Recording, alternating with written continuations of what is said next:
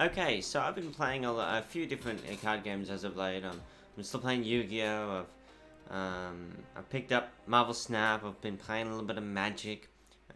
Duelist is doing their beta tests, and I'm a big fan of that game as well. But today I wanted to show off, or show you a couple of decks that I've made, and maybe just do a couple of duels with each.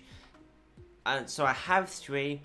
But I think the two strongest ones I have is what I'm going to call Low Reveal.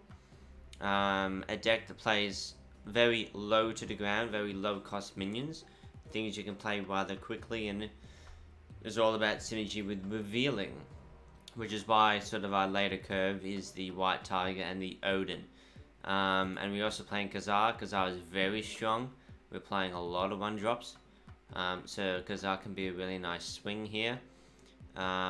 We have Ant-Man. Ongoing if you have three other cards here, plus 3 power. So if you fill out your 4 zones, it gets a boost. On reveal, if you play a card here next turn, plus 2 power. That's a little bit crusty sometimes because Rocket Raccoon is pretty popular too. And if you play your Hawkeye, they're probably going to Raccoon in that column. So it's sometimes a little bit tricky, but it's just another one drop. It has synergy with the deck. Korg's great. Shuffle the Rock. It just gives them a brick. A Nightcaller is really nice. You can play a Nightcaller, but if you start losing that column, you can just shift it over and try and secure a different one. Medusa, you play it in the middle. It becomes a 2 mana 4 power. This is a Raccoon-esque effect. If your opponent played a card here this turn, plus 3 power. I actually don't have Raccoon yet, so I'm not sure exactly how it compares to Star-Lord. I don't have the exact text on hand. But we also have the Sentinel. On reveal, add another Sentinel to your hand. It's just a way to potentially fill up your hand. Again, you play very low to the ground. This is 2 energy, 3 power. Ironheart's very good, especially since we're playing Odin. We can get like 2 triggers off this. It's pretty crazy. Wolfsbane on reveal, plus 2 power for each other card you have here. This works well with like a column you're filling out with Ant-Man anyway, because you want to fill out the column as soon as you can, and Wolfsbane, Ant-Man tend to be in the same one because you're just trying to turbo it through. Because I mentioned the White Tiger is just a 5 energy 1 power. It's not that great. But if you've filled out, like, in general, we have the ability to fill out one of our columns pretty quickly. And so then we play our White Tiger, and whatever column we put it in, we know that the Tiger's going to go in the other column. So as long as we just, in the early game, early to mid, fill out a column, we can manip this pretty well. And then Odin can reveal the White Tiger again. It can make it for like a 14-point swing if we play it right. Or you can just get another Ironheart trigger. It's pretty strong. And I've had a lot of success with this. I decided to just switch it up just because I wanted to try something different. So the other deck I have is Control. And again, like, I haven't seen like what the consensus is for like best decks and things like that. This is just what I've come up with. But it doesn't play as low to the ground. It's more late game heavy. You play your Quicksilver and your Domino just because they're guaranteed draws. So you're never really gonna brick in the early game by just having to pass. Electra, destroy a random enemy 1-cost card at this location. I'm saying columns. Columns, locations, same thing in my eyes. Vaatu is an amazing card. It is so good. Once this card is in your hand, you can see unrevealed locations. So the middle and far right locations, you can really just change up your game plan to be the most optimal for you based on what they are. And that's, Vaatu has definitely won me a lot of games. Scarlet Witch, if you see a zone that, you know, there's some zones like 25% chance to destroy a card this location. Maybe you and your opponent are just sort of skirting around that, but then you can throw down the Scarlet Witch, and then make a tempo play based on that. Because then your cards won't be destroyed, and you can very quickly sort of secure that location. Cosmo is very nice. On reveal abilities won't happen at this location. This can affect your opponent, but remember it also affects you. So when you play a Cosmo, don't put your other on reveal cards in that location. Jessica Jones. This is something I put in recently because I only had the Namor in my four energy space. I decided to put another one in. Jessica Jones is another good one. We tend to only play one card a turn. That's why... And we just sort of play on curve. That's kind of the theme of this deck. So we just throw this down anywhere. We're not sort of tempering out and going crazy like our other decks. So not playing a card the following turn in that location. Pretty good. And then Namor. There's plenty of times where Namor is good. Some of the locations restrictions is you can only play one card there, or if you only have one card there, you gain +5 power. That comes up every now and then. Namor is good for that, but it's also just a 4 energy 5 worst case scenario, and that's not terrible. We're also playing the White Tiger in here. We're playing Blue Marvel ongoing. Your cards have +1 power. We're playing Claw ongoing. The location to the right of this has +6 power, so not really a 10 power swing in the one location, but overall it is a 5 energy 10 power swing across the board. And then we have Spectrum on reveal. Give your ongoing cards +2 power. We have a bunch of ongoing effects in this deck. That's not one. That's one. So yeah, so is this.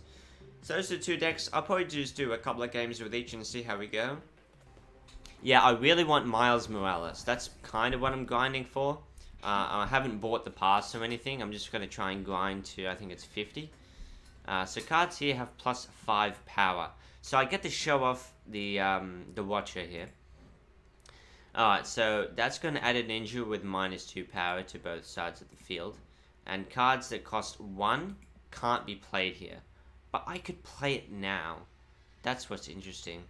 But I think cards here have +5 power. I would benefit more by trying to fill that out kind of quickly. And I could just play my bigger guys on the right, and I think that's fine. Not the best of starts, but that's fine. So this 1-drops won't be able to play it, so he might struggle to really fill this out with his Ant-Man. Okay, it's weird that you also had the Watcher, but you didn't opt to play around that by not putting your Ant-Man there. It's kind of weird. I'm going to probably Cosmo on the far right here.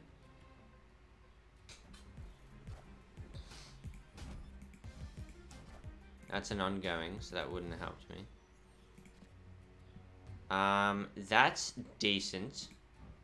That is a 1 cost. Or do I switch up the middle? Let's get chaotic. Let's switch up the middle. Okay, that's pretty good for me. Did he put the Punisher over there? So I'm pretty dominant on the right here. Let's see. Whoever has more power here gets 100 power. More cards here. Okay. I mean, we're both going to end up with 4, so I just need to work out to have more power. And Jessica Jones is a really nice power play.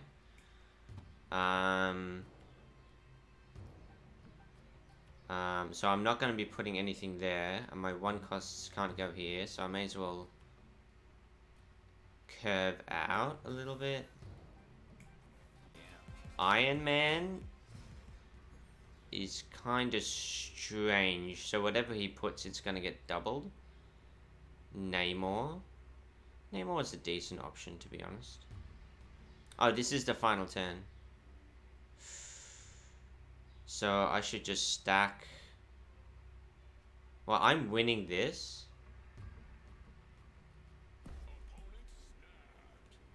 Why would you do that? He's snapping. I think that's a bit of a bluff. We'll see. Yeah, he just onslaughts. That's fine. Thankfully, Claw won us that game, despite us misplaying at the start. Alright, so that was pretty good. Yeah, Claw MVP. That's one thing I've noticed. Sometimes you kind of need to bait. Like, you need to feign that you are trying to contest a location. I always run out of time.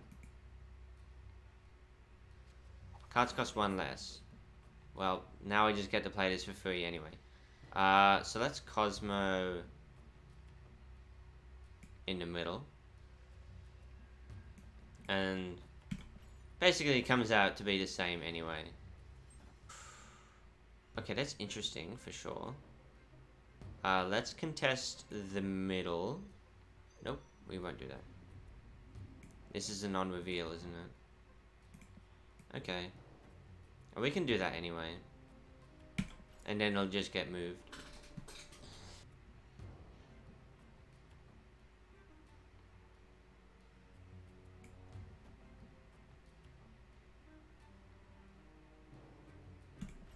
I can sort of catch him off guard with the Scarlet Witch over here. He might think that they're gonna move, but they won't.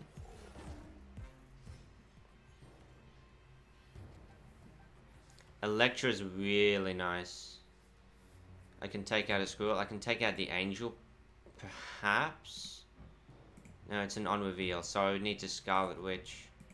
But Scarlet Witch is also an on-reveal. It's actually kind of crusty. I need to Scarlet Witch here. And I might try and contest the middle.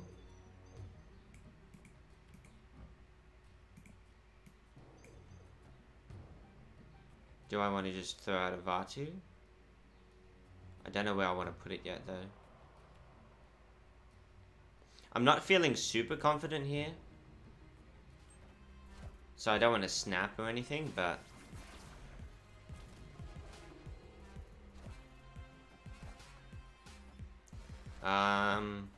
that isn't gonna do much.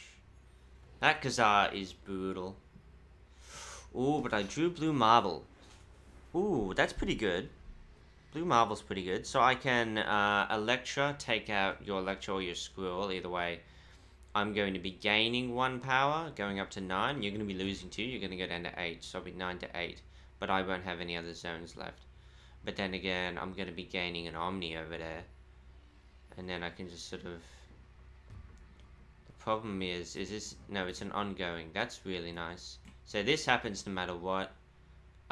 This is the final turn. It's just where do I want to put the Blue Marble? Where are you going to contest? He's retreated. I don't know. I probably would have put the Blue Marble on the left. Would I have? I mean, it's a 50-50, right? I guess we'll never know. On-reveal effects happen twice. I mean, I can put some bricks in my opponent's deck. Still gets punished by Raccoon. Show us the Raccoon. No. I'm not seeing as much Raccoon now. I saw it like all the time yesterday. It's kind of crazy. Anyway, when you play a card here, return it to the hand. That's awful. Hawkeye Nightcrawler.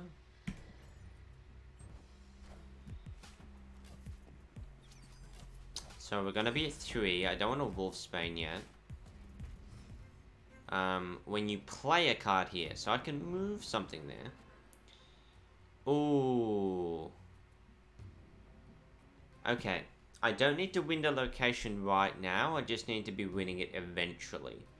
So I'm not going to focus on it right now. It's important that I just get the Hawkeye boost.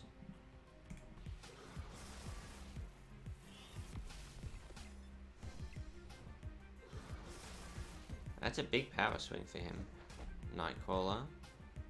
Sentinel, Hawkeye boost.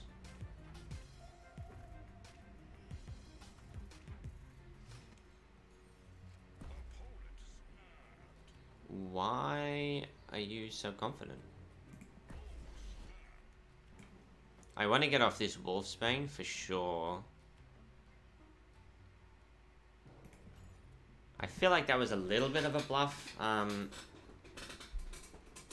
I feel pretty okay that I'm going to win this location. Mr. Sinister is not that great. Just overall. Plus we get the Star-Lord boost, and now we just swung it in our favor. No, here's what I'll do. I will Wolfsbane now, and then I'll move the Nightcaller and play the Kazar, and I'll just Sentinel here. Feeling pretty good about this one. Yeah, it's not an ongoing, it's a non-reveal, so now that's just gonna be a 7 no matter what.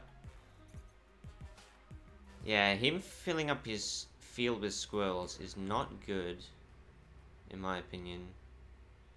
The Kazar here is a 4. 5, 6 mana swing. No, it's a 4, it's a 5. It's a 5 swing. I mean, he can't do anything. I don't see how I lose this. Or we can just play a Sentinel in there for fun. Yeah. That was decent. That was decent. And this was about to go off. Like, the best thing he could probably contest would be this. But I was about to get, like, 2 different boosts there. And keep my +3 buff. And he only had 1 card to be able to contest it. So that was pretty good too. Let's play one more. Let's see how we do. After turn 4, move all cards 1 to the right. It's just so bizarre. Man.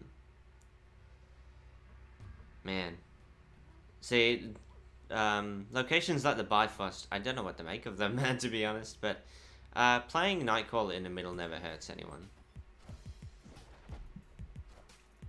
We also have Medusa in the middle. On turn 5, cards cost 1 more. We have Ironheart. So let's just Medusa. Don't really need to think about this too hard. 1 to the right. I mean, they're all gonna...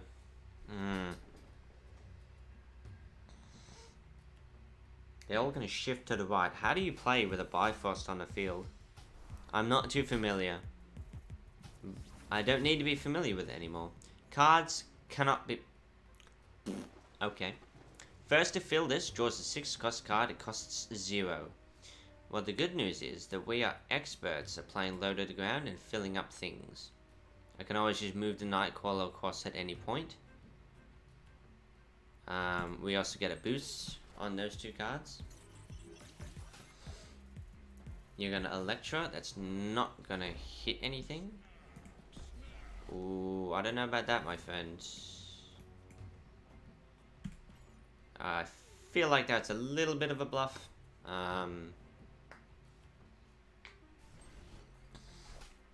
Jones is fine. If I fill this up, and then I White Tiger here, which would need to be right at the very end, but that's fine. I think I'm okay here. So Jones. Oh, it is gonna cost 1. That's a pretty big value Punisher. But it's not turn 5 anymore. Yeah, no, we're good, we're good. So, this is just a White Tiger Thanos. Spectrum. It's just too easy. It's just too easy. Okay, that was a strong game. Yeah, that's why White Tiger's sometimes good. Sometimes you can't play cards there. Sometimes cards can no longer be played there. Sometimes high cost cards can't be played at location. It's just like, when you play low to the ground and you can really manipulate like I did there. I blocked off the right location. I played it in the middle. I knew where it was going to go. So even though it's randomness, but it's randomness that you can manipulate. And that's the kind of RNG I do like in card games. And there is quite a lot of that in this game, so it's not so bad. I'm getting tricked. Anyway, those are my decks. Let me know which one you preferred, which one that you might be playing between the two, or you may be playing something completely different. There's actually, even though decks are pretty small, like it's just about like 8 or 10 cards or whatever it is, there's a lot of things you can do, so it's pretty awesome. Anyway, thanks for watching. I'll see you in the next video. Probably be going back to Yu-Gi-Oh! I think I have an idea of what I want to do. See you next time.